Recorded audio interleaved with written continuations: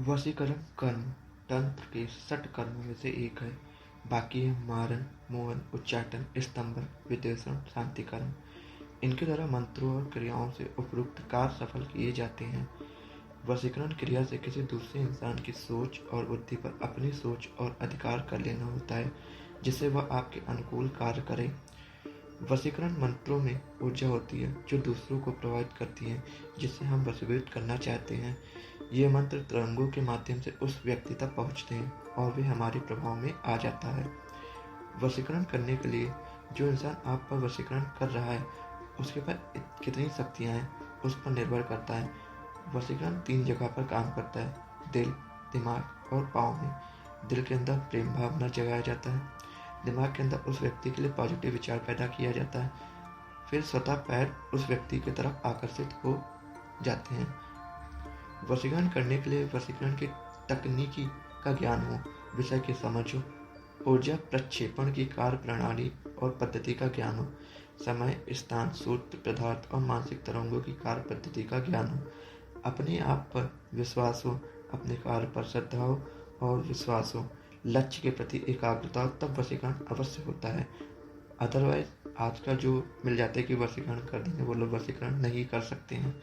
वशीकरण ऐसे नहीं होता है आसानी से। वशीकरण में व्यक्ति तो वशीकरण करता है कि निर्देशों का पालन करता है, किंतु उसका मस्तिष्क जागृत रहता है और वर्तमान सोच भी कार्यरत रहती है। व्यक्ति सब कुछ जानते होते हुए कार्य करता है जो वशीकर्ता चाहता है। व्यक्ति अपनी भावनाओं और दिल के वशीभूत हो सारे कार्य करता है। वशीकरण में कई प्रकार की पद्धतियां कार्य में लाई जाती हैं। कुछ केवल वस्तुगत और शारीरिक रसायनों के बल पर कार्य कर जाती हैं, कुछ में मंत्र शक्ति आवश्यक हो जाती है, कुछ में मानसिक बल और एकाग्रता की प्रमुखता होती है। किसी के लिए कभी भी कोई भी प्रकार की पद्धति सिद्धिप्रद नहीं होती, अर्थात एक ही प्रकार की पद्धति या क्रिया सबके लिए सिद्धप्रद नहीं होती। मीन्स एक ही पद्धति यूज करने से बार बार वही क्रिया नहीं होती। इस संबंध में विषय पर अच्छी पकड़ बनाना बहुत मायने रखती है। ये सब ऊर्जा का खेल है, जिसमें एक व्यक्ति द्वारा दूसरे के ऊर्जा परिपथ और मस्तिष्क को प्रभावित करके उसे अपने वशीभूत किया जाता है। इसकी एक पूर्ण तकनीकी और विज्ञान है। ईश्वर को भी अपने मानसिक बल मंत्रादि से आकर्षित कर उसके अनुकूल क्रिया कर उसे अपने सानिध्य में कर लेना या उसे किसी कार्य को करने पर मजबूर कर देना वशीकरण ही है।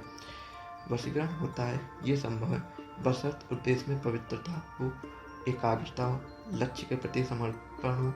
गलत धारणा, उद्देश्य, खुशी के विचारों और स्वार्थवश की गई क्रियाएं अक्सर असफल होती हैं। अगर सफल हो भी गई तो परिणाम अच्छे नहीं होते। इस बात का भी ध्यान दिया जाना आवश्यक है।